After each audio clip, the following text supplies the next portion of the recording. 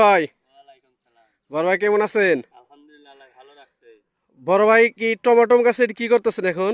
Tomato গাছে এখন সাজাইছে, এখন এই ডাল ভাঙ্গা দিতেছি, নাহলে তো ফলন নিচ ফেলে ডাল ভাঙ্গা করে দেবো, ফলন ভালো ও, হবে না, লাভবান হইতে পারব না। মাশাল্লাহ মাশাল্লাহ বড় ভাই, আপনি কিন্তু গাছে কিন্তু প্রচুর ফুল আসছে। হ্যাঁ হ্যাঁ, সম্ভবত আপনি গাছটা ভালো করে বাইন্ধে দিতে দেবো। ভালো করে বানতাছি। তো বড় ভাই এটি যখন আপনি পেকে যায় বা বেচার মতো বিক্রি করার মতো ব্যবস্থা হয়, কত টাকা কেজি বিক্রি করেন?